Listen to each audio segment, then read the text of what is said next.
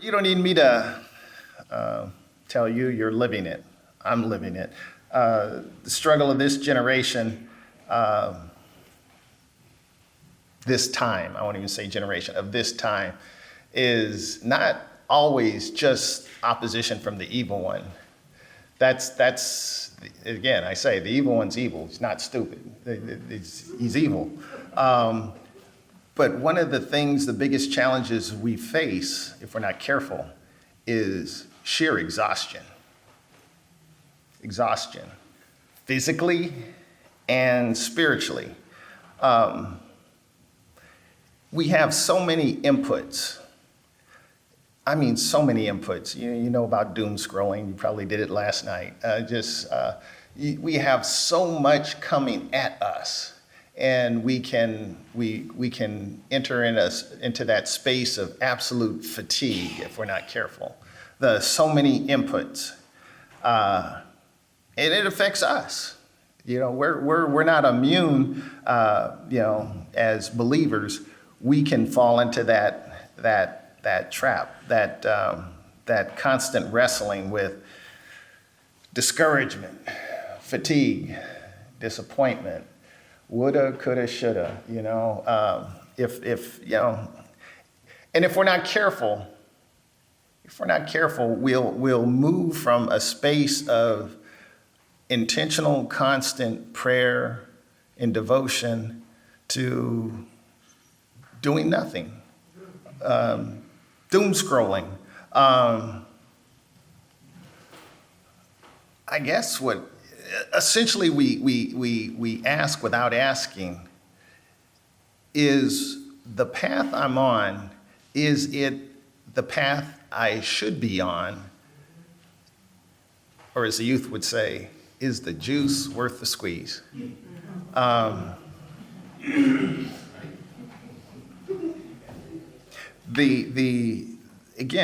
just read the text, and we will read the text. That's what the writer of the letter to the Hebrews was writing to the audience. Facing persecution, hardship, sense of abandonment, and is this pursuit of Christ, is it really what it's all cracked up to be? And so last week we dealt with the first 18 verses of the 10th chapter, dealing more with doctrinal issues. Now we're starting at the 19th verse, application. Because Christ's work is finished, that's the reason we're faithful. Because Christ's work is finished, that's why we continue to be faithful. And again, I got 3 points and then I'll be done. Three, I don't, but pulling from the text, there's 3 points, at least 3. 1, draw near with confidence. Draw near with confidence. 2, hold fast without wavering. Hold fast without wavering. And 3, persevere through faith. Persevere through faith. Persevere through faith. Verse 19, therefore, brothers and sisters, since we have confidence to enter the most holy place by the blood of Jesus, by a new and living way, open for us through the curtain that is his body. And since we have a great priest over the house of God, let us draw near to God with a sincere heart and with the full assurance that faith brings, having our hearts sprinkled to cleanse us from a guilty conscience and having our bodies washed with pure water. I shared this story before, I share now, somewhat embarrassed, but I'm far removed from 10th grade. But I am that guy that was a bit of a, you'll never guess it by who I am now, probably. A recluse, mama's boy, leave me alone. I don't want to talk to anybody. I'll just get A's on my report card. That was me until 10th grade. Then his mom would say, start to smell yourself.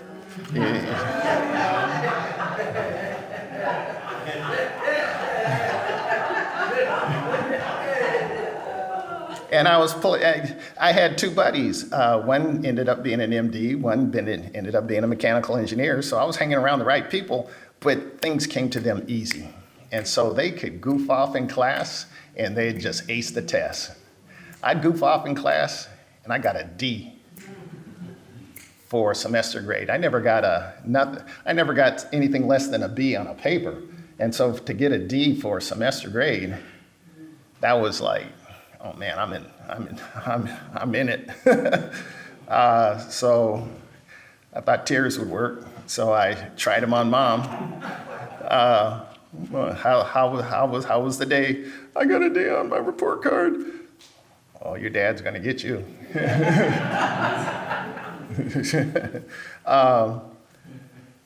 I was scared to death.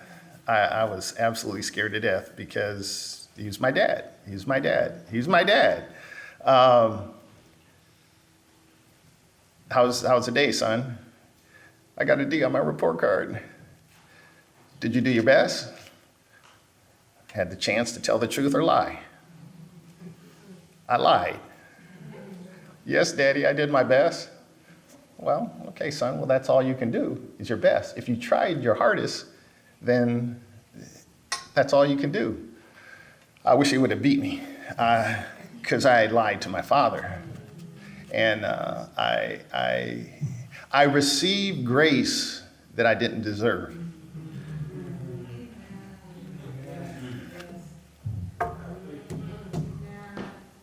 See, if we're not careful as believers, we approach God the same way. We're certain that God is playing that spiritual version of whack-a-mole with us. You know, that Chuck E. Cheese, that little thing that would pop up every now and then, and your job was to whack it. That's how a lot of us think our relationship with God is. He's just waiting to zap us, to whack us. But as we read the text, the letter says something astonishing because we can not only approach Jesus, his son, God in the flesh, but we can approach him, God, with confidence.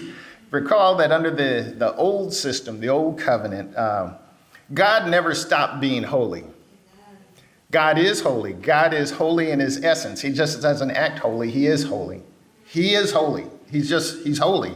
But there were certain, necessarily because of Grandpa Adam and Grandma Eve, that introduced sin. And before we blame them, you know, good and well, we would have done the same thing. There were barriers. There were partitions, literal, spiritual, and physical barriers put up everywhere. The rituals, the sacrifices, the curtain, regulations. And its job was to communicate one thing. There's a tremendous gulf between you and God.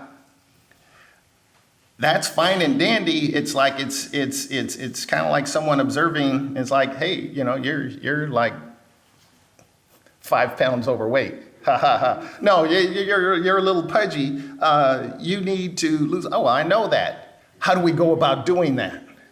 How do we go about dealing with the situation as it is? So, verse 19 says, we have confidence to enter the most holy place, not by my goodness, not by what I can do, not what I can muster up, but by the blood of Jesus. What centuries of sacrifices that were pointing out the obvious. There's a gulf. There's a God that's infinitely holy, and there's a great gulf between him and you. Christ opened up a new and living way. Verse 20, a new and living way through the curtain. And so when Jesus died, the temple veil was torn, top to bottom. Not bottom up, top to bottom.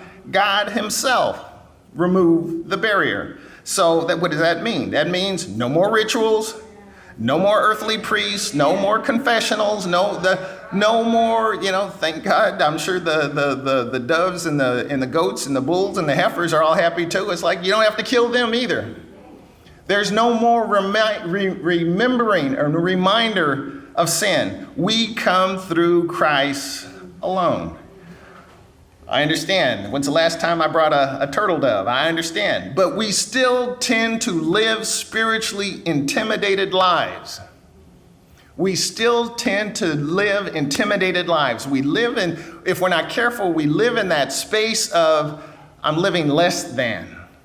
I'm living in a way as I'm trying not to fail, kind of like the servant that took the gift and buried it and tried to return it back to the king. It's like, no, that's not the objective. The objective is for you to live robustly, not in your own self, but in and through me. We draw near to Christ, not because we're perfect, not because we're oblivious to our situation and our tendencies and who I am by default, but because of Christ and his sufficiency. Let us draw near to God with a sincere heart and with full assurance that faith brings. Look at the language. You look at the words. Again, I'm a wordsmith, married to an English major. Confidence, full assurance, sincere heart. God is inviting us to come close, to come close, to come close. You know something's wrong. For those of you who are married, if you're in a bed with your spouse and you're in your bed, unless you've got a humongous bed, if you're distant from one another, something's wrong. Something's wrong. It's like, no, it's like the idea of the bed is not for you to sleep over there and you sleep over there. It's to come together. Now, if there's talk to Deacon Sims, and if you need marital counseling. But the point, right, Deacon Rita? Okay. The point is not to be distant from the person you're in relationship. It's to draw close. To live out the reality of the relationship you signed and profess. There are a lot of married folk that ain't married. There's a lot of married folk that ain't married. There's a lot of folks that profess marriage with Christ. That's all it is. It's just a profession. It's like, oh yeah, it's like, yeah, I'm in relationship with Jesus the Christ. At what point were you going to let him know? And at what point were you going to, I don't say, get in bed with him, dare I say? The passage invites us to pray boldly, to worship freely, to confess honestly, to live near to God. See, I missed the opportunity. I would have suffered consequences, certain. But in hindsight, boy, how I felt after I lied to the one I was in relationship with, I was like, no. I would, with my 68-year-old mind, it's like, Dad, I really screwed up this semester. I am capable. Fast forward, I got straight A's after that. Just so you know.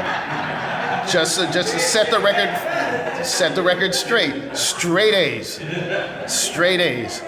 Because I was focused. Dad, I lied to you. I'm capable of more. You're my father. I'm in relationship with you. What right do I have to sit there and shuck and jive and hide and try and pretend like, oh, it's like, no, come clean. Just come clean. Not because it's not because I've earned anything, but because of the relationship I have with him. There may be consequences. Sure, you would call them timeout. Okay. There would have been consequences, but you can believe that the relationship that I had with my father would not have been severed. Why? Because he's my father. And I should be able to go boldly before him and say, I screwed up. I messed up. I messed up. And that's why God said about David, he's a man after my own heart. Not because he screws up time and time again, but it's like when confronted with the reality of his sin, he said, I alone have sinned. Not the other person, not the situation, not me. I have sinned against you. It's me. Accountability. Verse 23. Let us hold unswervingly to the hope we profess, for he who promised is faithful. And let us consider how we may spur one another on toward love and good deeds, not giving up meeting together, as some are in the habit of doing, but encouraging one another, and all the more as you see the day approaching. If we deliberately keep on sinning after we have received the knowledge of the truth, no sacrifice for sin is left, but only a fearful expectation of judgment and of raging fire that will consume the enemies of God. Anyone who rejected the law of Moses died without mercy on the testimony of 2 or 3 witnesses. How much more severely do you think someone deserves to be punished who has trampled the Son of God underfoot, who has treated as an unholy thing the blood of the covenant that sanctified them, and who has insulted the Spirit of grace? For we know him who said, it's mine to avenge, I will repay. And again, the Lord will judge his people. It is a dreadful thing to fall into the hands of the living God. There's a reason why gym memberships, they count on January, because they know February is coming. We're going to sign up. We're going to be there. We're going to make all types of promises of what we're going to do. I'm going to exercise twice a week. I'm going to walk so many times. That's why I tip my cap to different ones that look, I see what I see in the mirror, and I'm going to change, and they change. Because the issue is not starting. The issue is sustaining. A lot of folks start. A lot of folks start. I mean, go to the marathons. It's like everybody that starts at the starting gate don't finish. It's just a fact. And spiritually, the same thing happens. A lot of folks will start with passion and fire, and they're ready to go street witnessing and do everything. And then next thing you know, it's like, where's Mark? I don't know. Haven't seen him in a while. We end up abandoning the thing we confess. And the thing is I like to say, it's not like, I don't say, hell, exit 3 miles and we take that exit. I'm not even trying to make that draw that parallel, but it's a gradual thing. I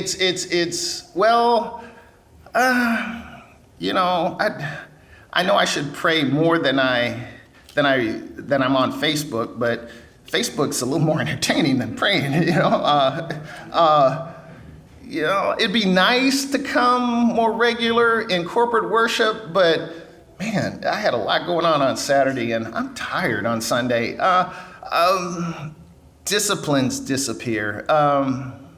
Convictions weaken. And before you know, we start adopting a worldview.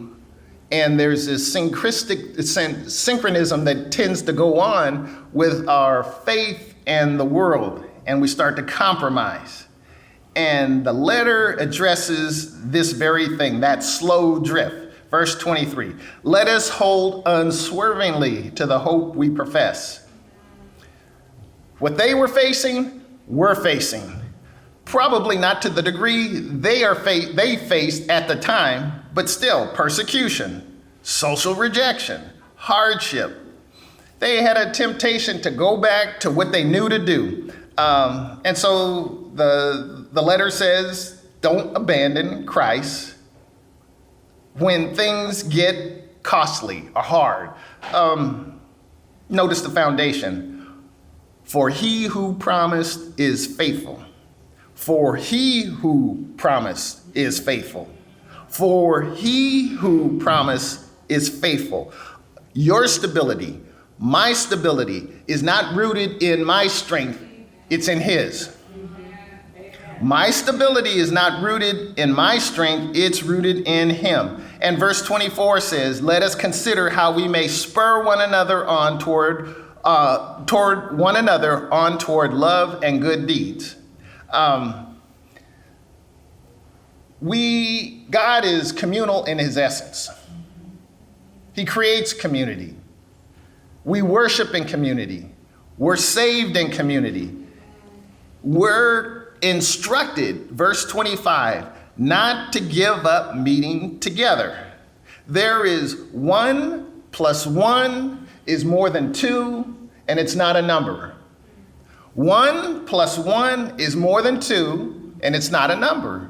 When we come together, there is something otherworldly in our coming together. There's encouragement, there's worship, there's altogether a whole set of issues that we know it when we experience it, but we really don't know how it all works, but it does.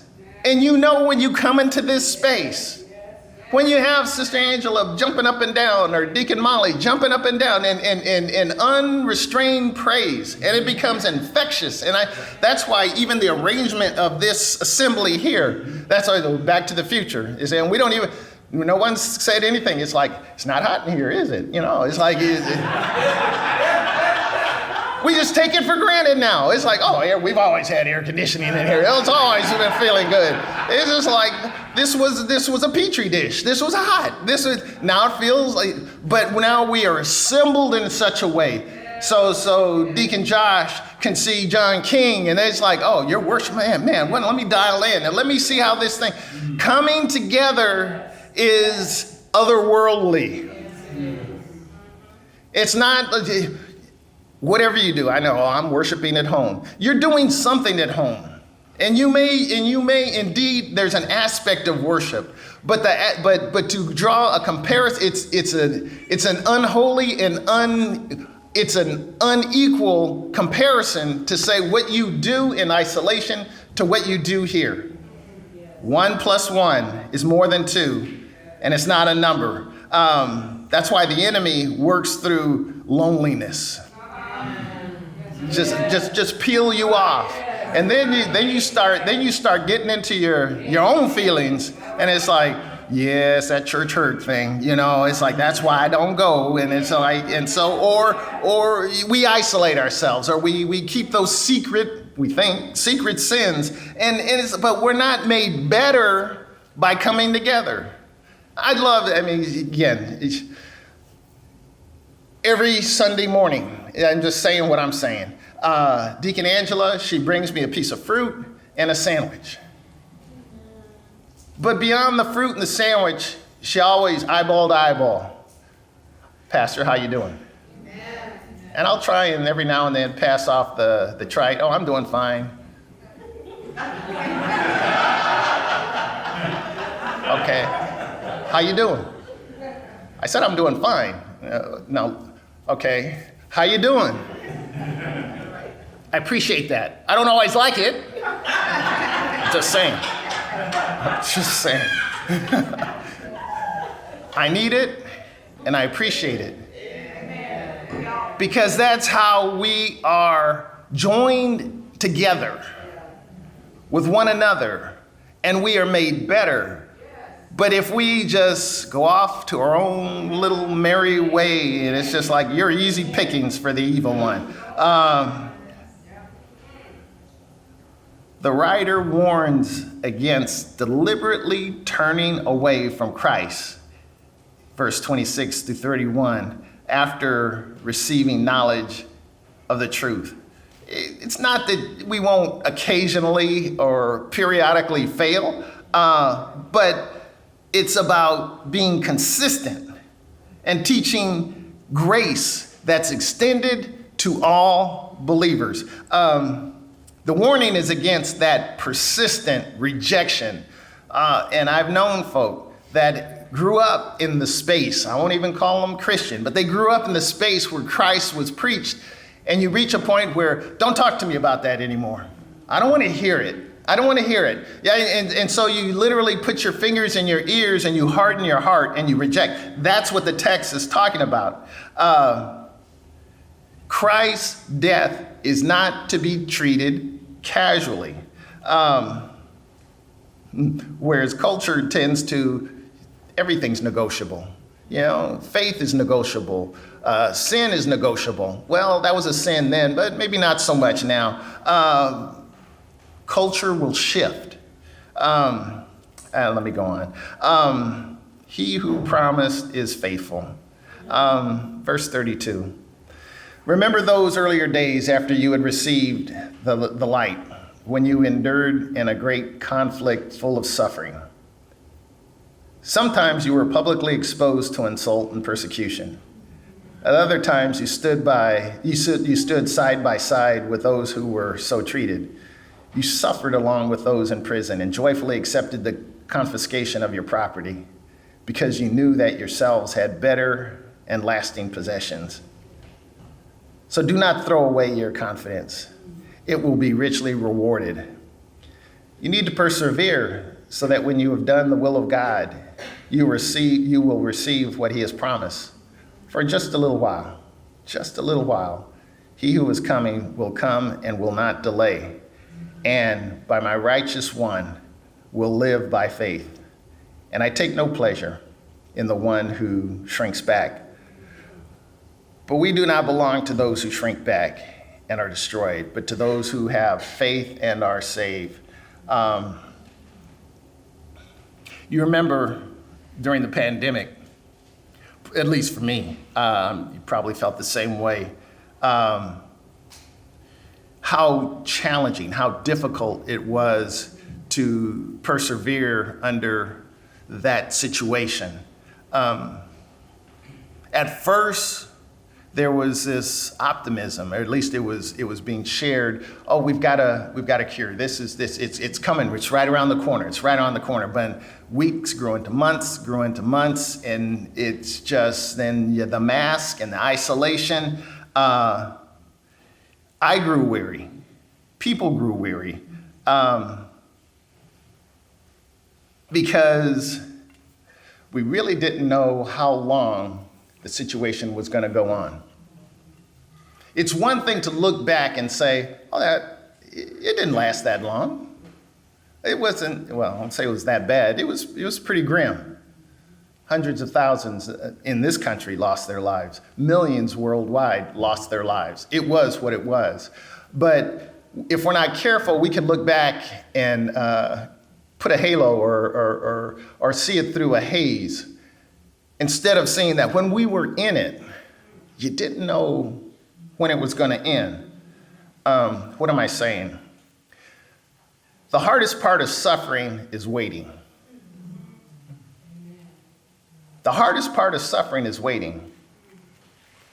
In your job, in your relationship, with your health.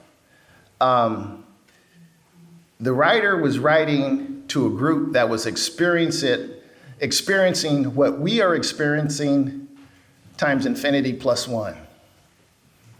I don't think anybody's property has been confiscated. I don't think anyone has, so far, had to be concerned about their physical well-being. That's what they were dealing with.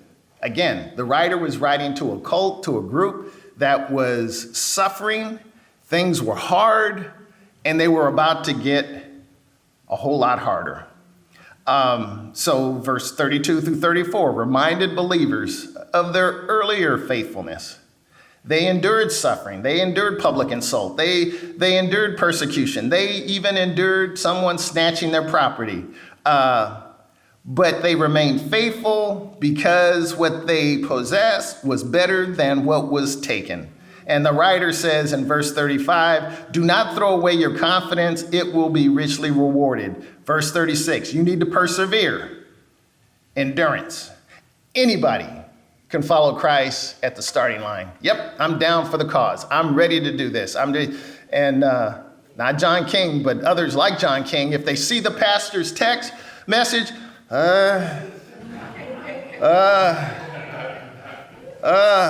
I'm not saying he does that. I'm not. Verse 38, my righteous one will live by faith. It's not an intellectual agreement. It's a behavior that's rooted in relationship. That's why he takes my calls. That's why he calls on 4th of July. Pastor, I'm here at the building. I'm doing X, Y, and Z. Can you give me instruction? John, you don't need to be here. Well, you go have a barbecue with your family. No, I'm willing to sacrifice because I know that this little thing that I'm going through right now, this inconvenience, it's going to end up being a far better and greater thing. Oh, so what are you saying, Pastor? Is like we all need to come here? No, I'm just saying that the spirit of that behavior is what needs to be collected and shared. God is faithful. I'm done. I'm done. So what's the takeaway? What is the takeaway? Don't quit. Don't drift. Don't throw away your confidence. Keep walking. Keep believing. Keep trusting. God can and will do his best work when he's going to be doing some phenomenal work with me right now. He does his best work when we feel like I'm exhausted. As Floyd said, Pastor, you sat down like you're pooped. It's like, yeah. Now I expect God to bear me up. Instead of Mark running on Mark's energy and confidence, God, you are going to bear me up and accomplish what you wanted accomplished through and for and with me. Not in my strength, but in yours. That's it. Just remember, the one who promised is faithful. The one who promised is faithful. The one who promised is faithful. The one who promised is faithful. Sister Meeks loves me. I love her. But if she is putting all her spiritual eggs in Mark's basket, she's in trouble. She's in absolute trouble. But you can believe she's a lot smarter than that. She's got experience and she knows better. It's like, no, I love you, but God is my rock. God is, as she said as she was going through her journey, I need a miracle. Now, I can empathize, I can pray for, I can do all types of things, but she went to the source. She bypassed any intermediary, and it's like, I love you, but I need him, and I love him more than I love you. A lot of us have got that mixed up. We love fill in the blank more than we love God. Just fill in the blank. No, that's not true. Well, our behavior determines whether or not that's true. Our behavior determines whether or not that's true.